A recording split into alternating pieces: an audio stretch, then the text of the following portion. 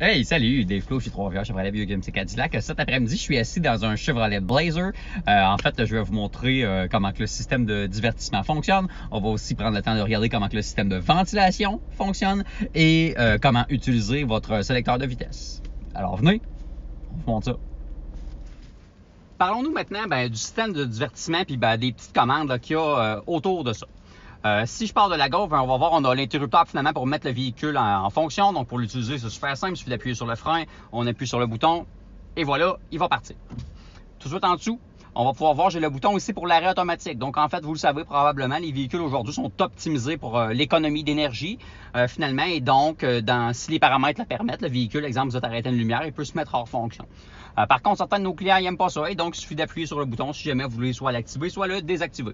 Je vous avoue néanmoins que, parce que j'ai fait le test, là, exemple, justement, une lumière, le véhicule se met hors fonction et dès que vous lâchez le frein, le véhicule, il va déjà là, être parti. Là, quand vous allez appuyer sur l'accélérateur, il n'y aura pas de délai. Donc, personnellement, là, je ne vois vraiment pas aucune anicroche là, en ce qui concerne l'arrêt automatique. On s'en rend en fait plus ou moins compte.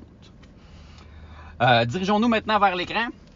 Donc, on peut voir les petits boutons sur le bas. Alors, donc, le bouton maison. Alors, si j'appuie dessus, il nous amène au menu d'accueil. Les boutons ici, c'est pour syntoniser, soit changer de chanson ou de canal de radio. Évidemment, ici, j'ai mon contrôle de volume et j'ai un bouton retour. Donc, par exemple, je vais d'un menu et je veux revenir. Donc, je vais appuyer sur retour. C'est aussi simple que ça. En ce qui concerne maintenant l'écran, donc si je vous montre le premier menu, c'est audio. Et donc, bien sûr, c'est ce qui concerne la radio. Alors, on peut voir à gauche ici une liste de mes sources. Ensuite, sur le haut, c'est les favoris. Si jamais je voulais ajouter un favori, il suffit donc de syntoniser le canal, exemple 100.1, ensuite de tenir le bouton sur une des sélections. Et voilà, j'ai un nouveau favori.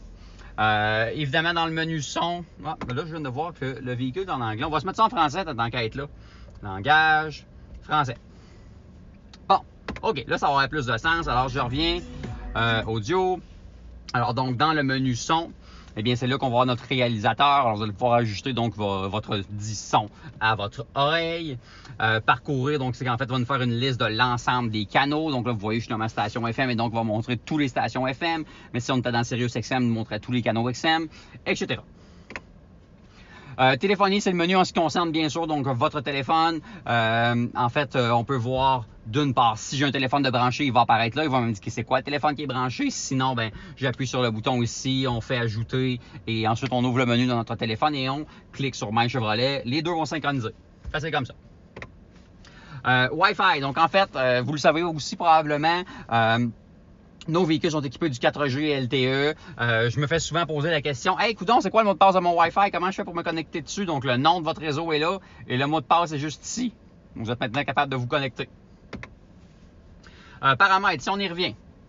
Donc, bien sûr, comme vous avez vu, on pourra gérer la langue, l'heure, la date, enfin, donc tout ce qui a rapport au système. On a une partie aussi ici en ce qui concerne les applications, donc soit activer ou désactiver, l'Android Auto, l'Apple CarPlay, enfin des petites choses par rapport à la téléphonie.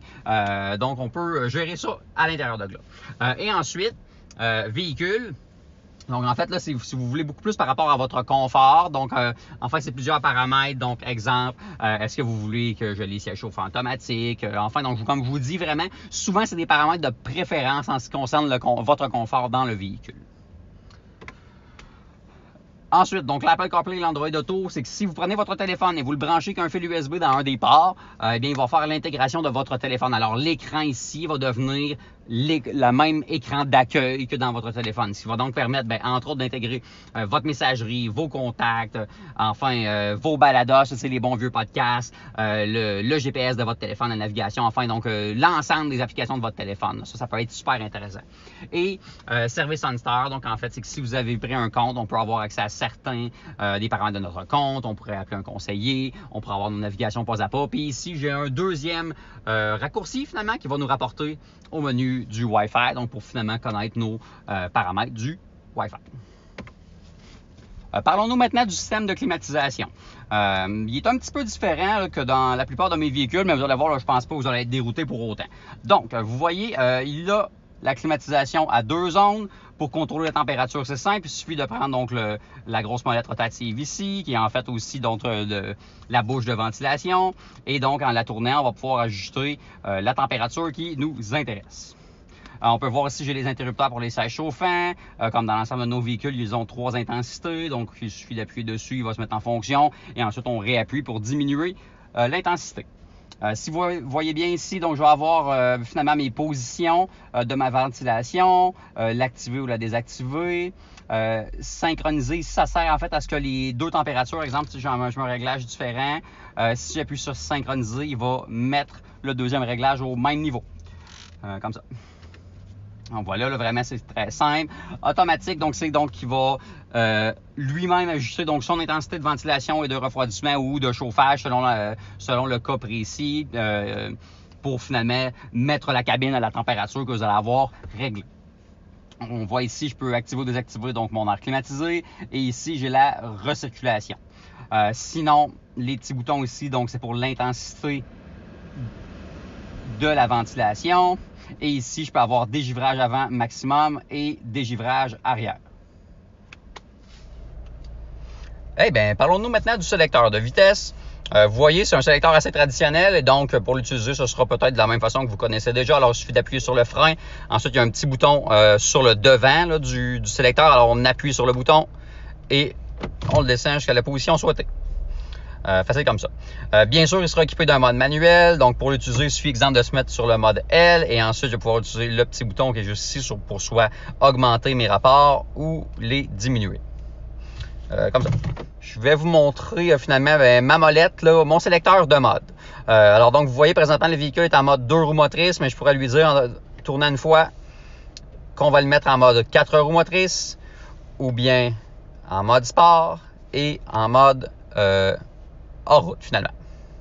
Donc, ces modes-là vont influencer, entre autres, donc certains paramètres du contrôle de la traction, du contrôle de la stabilité et aussi comment que l'accélérateur va réagir lorsque vous allez appuyer dessus. On se remet en mode normal. Et ensuite, donc le petit bouton ici, donc c'est pour mes capteurs de stationnement. Alors, si j'appuie dessus, je peux les désactiver ou les activer, enfin, vice et versa.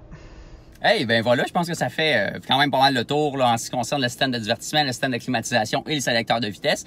Néanmoins, si vous avez d'autres interrogations, vous pourriez visiter notre site web, trois-rivières-chevrolet.com. Vous pouvez faire une demande d'information, bien vous pouvez nous appeler ou nous texter au 819-801-6532 ou encore nous envoyer un courriel au web@3rchef.com et ça nous fera plaisir de vous diriger. Sinon, Dave Plot chez Trois-Rivières Chevrolet Buick GMC Cadillac et on se dit à la prochaine fois.